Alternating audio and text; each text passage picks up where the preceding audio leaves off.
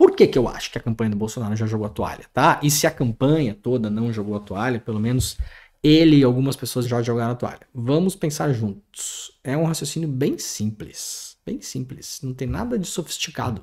Nada de sofisticado. E aí a gente vai abrir um pouco para a questão do Bolsonaro recua e Bolsonaro volta atrás. Porque eu acho que a essa altura do campeonato, depois de todo mundo que trabalha com isso, jornalista, analista, cientista político, já conhecer como a extrema-direita opera, não só no Brasil, mas no mundo todo, a gente já deveria estar parando em falar Bolsonaro modera o tom, Bolsonaro recua e Bolsonaro volta atrás. Isso não acontece. Eu vou explicar por que não acontece. Mas primeiro, por que eu acho que a campanha já jogou a toalha em relação a vencer no voto? O que aconteceu no domingo? Roberto Jefferson, 4 agentes da Polícia Federal foram para casa dele para prendê-lo, ao contrário do que foi espalhado para lá e para cá. Não é porque ele falou mal ou xingou a Carmen Lúcia, não é por causa disso. Ele estava em prisão domiciliar e havia notícia de que ele tinha um arsenal em casa, tá? Um arsenal em casa. Esse é um dos motivos da prisão. Quando a polícia chegou lá, depois nós vimos o que aconteceu e vimos as imagens. De fato, ele tinha. Os 4 agentes chegaram lá, não o ameaçaram, não dispararam contra ele, não ameaçaram de invadir a residência, nada disso. Roberto Jefferson jogou, se eu não me engano, 3 bombas de efeito moral. Não foram granadas, tá, gente? Vamos fazer a distinção entre uma coisa e outra, porque é importante, tá? Granada é um artefato que a simples posse da granada é crime pesado no Brasil, tá? Se não me engano, inafiançável. Nem mesmo policiais militares têm granada. Ninguém pode sair com uma granada por aí. E se ele tivesse jogado uma granada no carro, o estrago teria sido muito maior. O que ele jogou foi uma bomba, possivelmente de efeito moral, né? Ele até falou sobre isso, né? Eu não vi se já saiu perícia, mas uma bomba que obviamente tem um potencial lesivo, né? Vocês viram como ficou o carro e tal, né? Tem estilhaços, etc e tal. Feriu 2 policiais e também atirou contra os policiais, até onde se sabe, 50 tiros. 50 tiros contra os policiais, atirou no carro em pontos estratégicos. Se, por exemplo, tivesse uma pessoa dentro do carro, teria morrido, acertou no vidro, bem na frente, chegou a pegar o encosto da cabeça de um dos bancos. Então foram tiros que, se tivesse gente dentro do carro, por exemplo, ele poderia não ter visto se tinha alguém ali dentro, poderia sim ter matado, tá? Feriu 2 policiais, um deles na cabeça e outro de raspão na barriga, se não me engano, né? Uma delegada. Muito bem, acontece isso. Primeira coisa, isso não partiu da cabeça do Roberto Jefferson. E a Polícia Federal já tem indícios de que não partiu da cabeça do Roberto Jefferson, de que foi uma coisa arquitetada. Quem ajudou a arquitetar ainda não se sabe, mas foi uma coisa planejada. Tanto foi planejada que, ato contínuo, assim, meia hora depois que aconteceu, o bolsonarismo todo já estava mobilizado em torno da questão. Chegaram a dizer nas redes sociais que o Bolsonaro mandaria o exército para casa do Roberto Jefferson para proteger o Roberto Jefferson. Vejam só. Um meliante armado de fuzil e bombas ataca a polícia.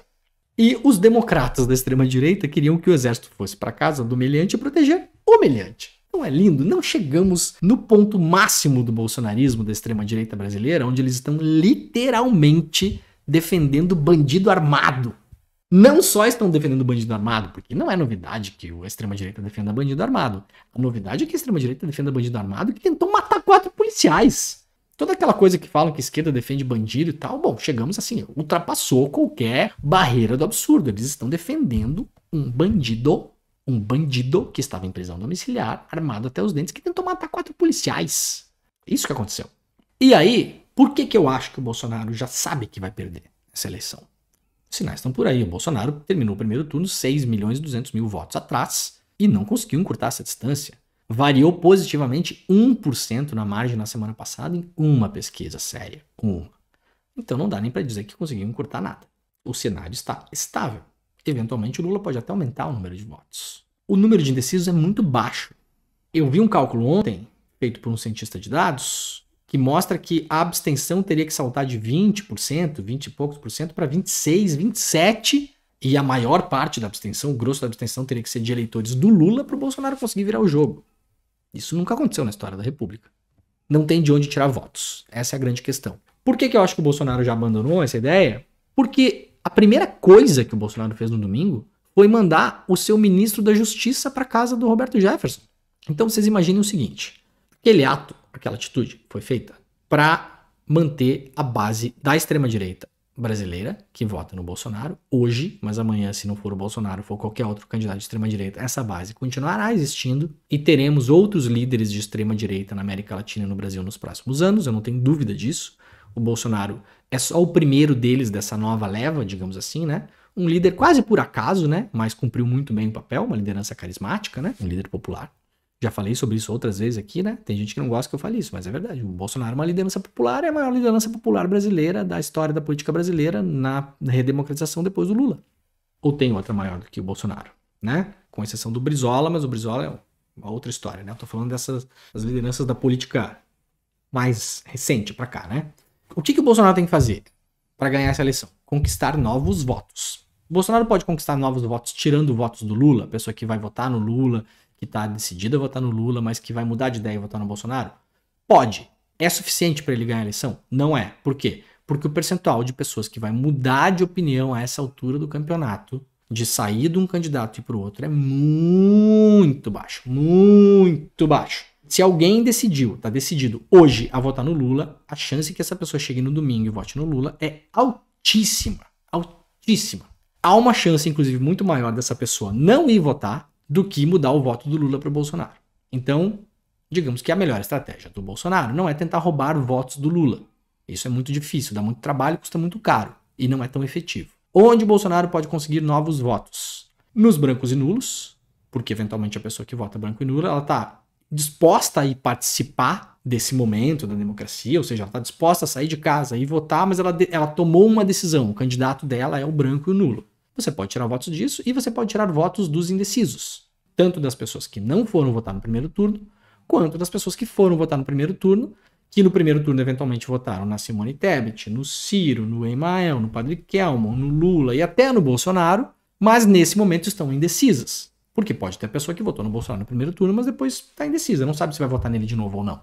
Ou votou no Lula, ou votou em qualquer pessoa. Se você está disputando o voto dos indecisos, que é onde o Bolsonaro tem espaço para brigar, para tirar de domingo, que aconteceu o caso do Roberto Jefferson, até o próximo domingo, mais ou menos 1 milhão de votos por dia, para conseguir virar o jogo, tudo que você faz no primeiro momento é se afastar do caso do Roberto Jefferson. Porque você sabe que aquele caso só serve de ração para os extremistas. E os extremistas já estão com você.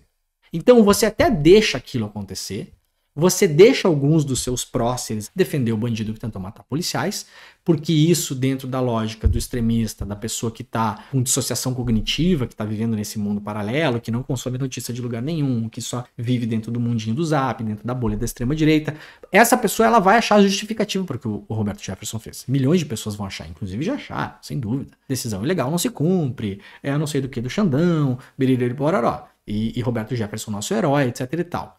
Mas essas pessoas já estão com o Bolsonaro. Você não precisa conquistá-las, você só precisa mantê-las aquecidas, né? Então, se você quer ganhar no voto, se você precisa conquistar o voto dos indecisos, tudo o que você não faz é se colocar publicamente ao lado de um proto-terrorista que tentou matar 4 policiais.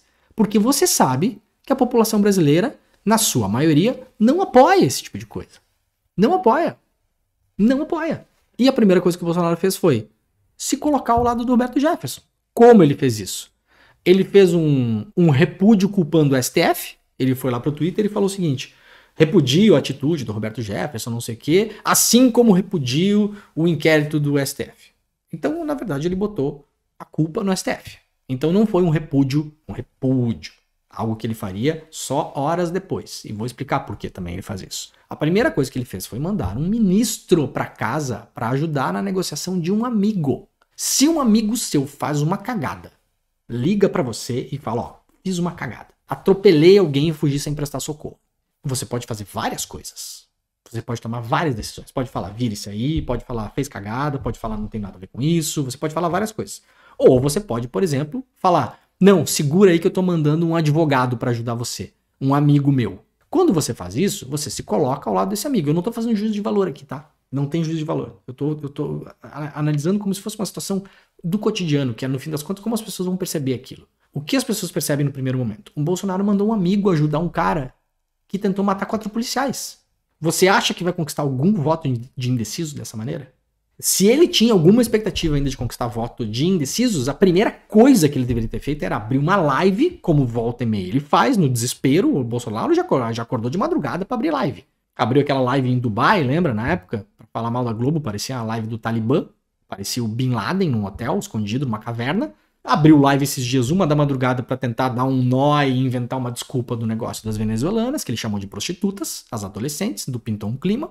Então o Bolsonaro poderia ter muito bem aberto uma live imediatamente falado: Roberto Jefferson não me representa, o que ele fez é coisa de bandido e eu espero que ele seja punido e a população brasileira não tem que acreditar nesse cara e ir atrás dele. Não foi o que o Bolsonaro fez. O Bolsonaro se colocou ao lado dele, mandou o ministro da Justiça para casa dele. Inclusive uma coisa bastante ilegal, né? O ministro da Justiça não tem que negociar com bandido, né? Primeira coisa. Enfim. Aí o que o Bolsonaro faz depois? Ele chama o Roberto Jefferson de bandido, em um outro momento. Isso pode se dar por pressões internas da campanha? Pode. Se deu por pressões internas da campanha? Também, muito provavelmente. Mas, gente, o Bolsonaro vem fazendo isso desde que ele começou o governo. Não existe a palavra contradição no dicionário da extrema-direita global. Isso não é só no Brasil. Se vocês observarem, aconteceu com o Trump, aconteceu com o Salvini na Itália, acontece direto onde a extrema-direita está no governo ou está fazendo política pesada. A contradição, ela não é pejorativa. Por quê? Porque a gente vive numa época onde está tudo hipermediatizado, as pessoas recebem informação a todo segundo pelo celular. Não há espaço para você digerir um assunto e entrar em outro. Assim como não há espaço para você digerir as questões e entender as contradições. Então a contradição na política que a gente está vivendo hoje, ela deixa de ser um valor depreciativo, ela se torna um ativo, porque nós vivemos na política dos cortes, da informação mastigada, da informação com a conclusão empacotada na mesma frase. E para isso, o que o Bolsonaro faz quando ele gera esses dois momentos? No primeiro, ele se aproxima do Roberto Jefferson, manda um amigo para ajudar o Roberto Jefferson, e no segundo ele chama o Roberto Jefferson de bandido. Ele cria conteúdo para dois públicos diferentes. A contradição não entra no jogo como um valor depreciativo nesses casos. O Bolsonaro fez isso, o governo inteiro. E aí a gente fica comemorando sabe? Botou o rabinho no meio das pernas, foi obrigado a se desdizer, tá se contradizendo. Vou dizer de novo, a contradição no jogo político que a gente está vivendo hoje, da maneira como ela é usada pela extrema-direita, ela não é um valor depreciativo, porque você gera conteúdos para públicos diferentes. O vídeo do Bolsonaro mandando o ministro da Justiça para casa do Roberto Jefferson e sendo amigo do Roberto Jefferson e não sei o que, ele vai chegar num determinado tipo de público. Se o Lula, no debate de sexta-feira da Globo, falar desse caso, o Bolsonaro vai dizer que condenou e chamou o Roberto Jefferson de bandido. O que é verdade. Por quê? Porque ele fez as duas coisas. Ele passou a mão na cabeça e mandou um amigo e depois ele chamou de bandido. É como se fosse a prateleira de um supermercado, onde o Bolsonaro criou vários produtos para esse caso. E ele nunca estará mentindo se ele disser que condenou o ato. Então não comemorem essas contradições, porque a contradição ela é um ativo político. Pensem a maneira como vocês consomem informação hoje. Muito possivelmente vai chegar no WhatsApp de vocês não aqui porque vocês são pessoas bem informadas. Mas a pessoa comum é como se ela fosse um consumidor. Se ela está inserida num grupo de consumidores que consome o bolsonarismo, o que vai chegar para ela não é o Bolsonaro chamando o Roberto Jefferson de bandido. Não vai chegar, gente. Porque o grupo vai fazer a espiral do silêncio, o grupo vai fazer uma barreira nisso. O que vai chegar no grupo que já está bolsonarizado, que já está vivendo no metaverso, que já está no mundo paralelo, que não associa mais o que é real do que é inventado, que criou de fato uma outra realidade, o que vai chegar lá é o produto A, não é o produto B. E ao mesmo tempo o Bolsonaro cria para a imprensa, para se defender, para a esquerda, para os moderados, eventualmente para alguns indecisos, um outro produto que é: eu não sou a favor disso, inclusive eu chamei o Roberto Jefferson de bandido. Por que eu estou fazendo esse grande preâmbulo? Porque eu estou afirmando que o Bolsonaro jogou a toalha da eleição em segundo turno. É o que eu acho de fato. É um raciocínio, gente, é um raciocínio simples. Se coloquem vocês no lugar do Bolsonaro, se vocês fossem candidato. Se você é candidato, você está lá disputando o segundo turno, você está 6 milhões de votos atrás, você precisa conquistar novos votos. A primeira coisa que você faz é se apartar dessa história, porque essa história ela é ruim. Como que vai ser boa uma história para a população brasileira de um cidadão que tentou matar 4 policiais? Para pessoa indecisa, para pessoa que não tá bolsonarizada. E aí, outro caso que mostra que o Bolsonaro já jogou a toalha no segundo turno. O Bolsonaro ontem, em uma entrevista, falou sobre o Pedro Guimarães, ex-presidente da Caixa Econômica Federal, que estava com o Bolsonaro desde o começo. Aparecem várias lives do Bolsonaro, aquelas que o Bolsonaro faz, né? As lives do Talibã, né? Mistura de Al-Qaeda com os Trapalhões, né? O Bolsonaro comentou o caso do Pedro e falou o seguinte, que não viu nada de contundente ou nada de grave nos depoimentos que falaram sobre os assédios morais e sexuais do Pedro Guimarães enquanto presidente da Caixa. Esqueçam o fato de que as denúncias são muito graves.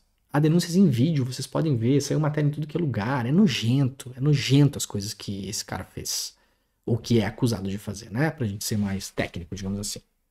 Mas, vamos imaginar que não fosse, para nosso exercício de tentar imaginar por que o Bolsonaro, de fato, parece que largou a eleição de mão no voto e está tentando outra coisa. Vamos imaginar que não fosse grave. Que fosse um caso que fosse dúbio, que parecesse uma armação, etc e tal.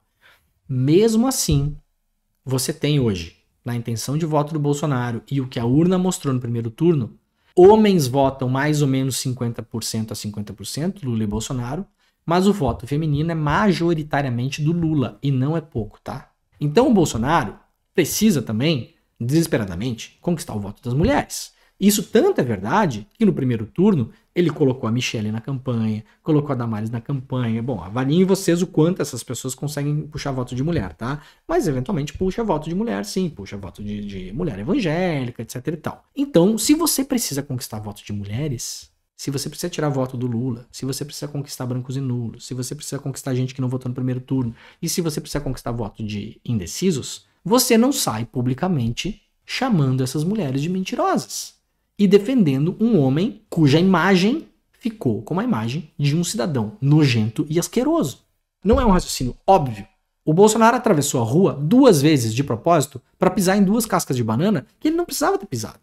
A do Roberto Jefferson era mais difícil de se descolar, porque o Bolsonaro, de fato, é muito amigo do Roberto Jefferson. Amigo, né? O Bolsonaro não é amigo de ninguém, né? Mas é muito ligado ao Roberto Jefferson, né? Mas dava pra ficar quieto e pra repudiar e pronto, né? Agora, no caso do presidente da Caixa, o Bolsonaro não precisaria nem ter falado nesse assunto. Esse assunto não tá na imprensa, não é agenda do dia, não tá na pauta, ninguém está falando nisso. Então o Bolsonaro, mais uma vez, faz um aceno pra base bolsonarizada e ignora que ele precisa conquistar votos dos indecisos, tá? Quem me acompanha sabe que eu falo isso há um bom tempo. Não tem apoio dos Estados Unidos para dar nenhum tipo de golpe clássico no Brasil. Ou seja, não vai ter golpe no Brasil, tá, gente? Não vai ter golpe daqueles golpes que o exército sai na rua, bota o tanque e tal, não sei o quê. Porque precisa de apoio externo e não tem apoio externo neste momento. Apoio externo é importante, principalmente dos Estados Unidos. Não tem, esse apoio não existe. E as próprias Forças Armadas não tem um movimento volumoso dentro das Forças Armadas para entrar numa aventura dessas. Qual é a ideia do Bolsonaro e dos militares e civis que o cercam, que estão com ideia fixa nisso, e isso se mostrou muito forte como estratégia no 7 de setembro do ano passado, é terceirizar o golpe. É inflamar a parte da população bolsonarizada, que é adepta do armamento civil, para que essas pessoas façam um levante popular. O sonho do Bolsonaro no 7 de setembro do ano passado era que isso acontecesse. E não adianta a gente falar depois que quando não acontece, a gente fala assim, vocês estão exagerando, viu? Não deu em nada. Bom, não deu em nada porque não deu. Só porque não deu, porque você não teria dado. Tudo foi armado para dar. Só não deu porque não deu. Porque alguém não acendeu o fogo, porque não teve a fagulha, porque não teve a centelha. Mas a preparação é para que aconteça. Eu publiquei uma parte do vídeo do Roberto Jefferson ontem nas minhas redes sociais e propositalmente cortei a parte onde ele tem falas que são falas específicas para essas pessoas. Falando em Deus, a liberdade e o arbítrio. Aquilo ali é, como se chama, né? Apito de cachorro. Falando com outras palavras, é para falar para aquele cara que tá em casa, que nos últimos anos se armou e que acredita que o comunismo tá batendo a porta e que se o Lula ganhar ele vai perder a casa dele e que o comunismo não sei o quê. Para essa pessoa, tá? Para essa pessoa, há inúmeros sinais e possivelmente vai acontecer mais hoje, amanhã. Vão soltar inúmeros sinais dizendo assim, cara, se você quer fazer alguma coisa pela pátria, a hora é agora. Insurja-se. Peguem armas. saia na rua, vai matar os comunistas, vai não sei o quê, né? O projeto agora, de agora até domingo, não é ganhar as eleições. Se ganhar, ótimo, lógico. Ninguém da campanha do Bolsonaro vai dizer que eles desistiram da eleição. Claro que não. Mas eu acabei de dar exemplos aqui de que não há mais um esforço ativo para ganhar as eleições. Há um esforço ativo para a baderna. Há um esforço ativo para o caos. Há um esforço ativo, em última instância, para a guerra civil. Esse é o esforço ativo que não só o Bolsonaro, como membros do governo estão fazendo nesse exato momento. Se não derem nada, entre aspas, também já deu, porque esse é um jogo de ganha-ganha. Porque você constrói toda a sua narrativa que você vai levar depois que você perder a eleição, até o dia de passar a faixa, que eventualmente ele não vai passar, não vai conseguir passar a faixa pro Lula, vai desmaiar se fizer isso, porque além de tudo é um covarde, né? Além de tudo é um covarde e um fraco. Todo mundo que fala se porta do jeito que ele se porta, você sabe, é um fraco. Você constrói toda a narrativa do herói Roberto Jefferson que se insurgiu contra as iniquidades, das rádios que não tocaram a propaganda do Bolsonaro, da urna que não sei o que, do exército que fez a apuração paralela e biriri baroró. Você constrói toda a oposição para a partir de 2023. O único fator que foi excluído desse jogo de ganha-ganha, dessa extrema-direita brasileira organizada, nessa semana, foi ganhar as eleições. Porque eles sabem que essa eleição já acabou. E vou repetir mais uma vez. Só acaba quando termina. O Bolsonaro pode ganhar a eleição? Pode. Tá perto disso acontecer? Não, tá longe. Quão longe tá? Tá muito longe do Bolsonaro virar essa eleição. Muito, muito, muito longe. E fica cada vez mais longe se ele ativamente não trabalha para ganhar a eleição. E não está trabalhando para ganhar a eleição.